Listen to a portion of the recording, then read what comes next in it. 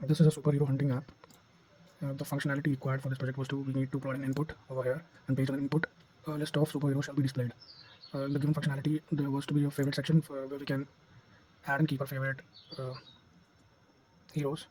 We click on this button to check the details. Here are the details. Talking about the functionality, let's check first if there are any in the favorite section. So the local storage might be having two list of superheroes. See, there they are. Another functionality was to add this remove feature. Using this, we can remove all of favorite superheroes. Then we can head back to superhero that we search. Okay, fine functionality. I'm going to search every superhero that appears with the string called man in it. So the searching thing is working fine. Only two characters are appearing. I think there was an issue with the API. There were only a list of there was an array of only 20 characters.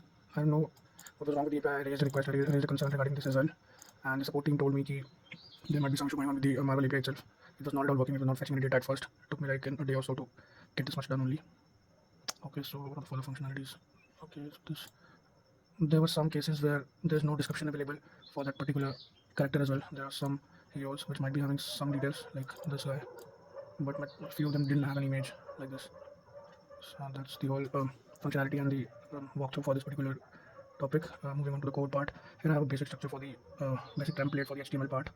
Rest of the elements that are there are going to be added dynamically by JavaScript. Here I have two HTML pages, one for the index and one for the favorites. Now the script part.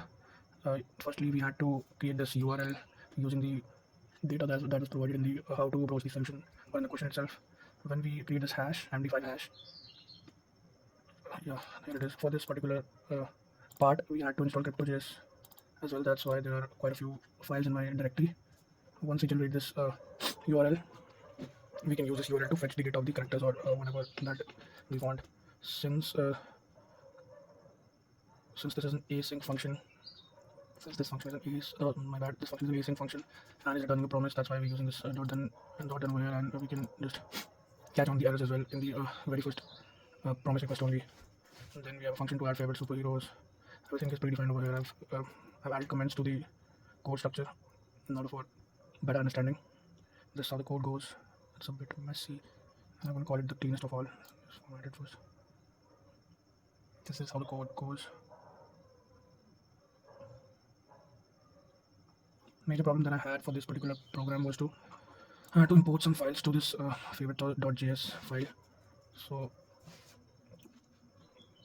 okay, I didn't show the add to favorite part. Let's click man again. Okay, it's not taking any responses.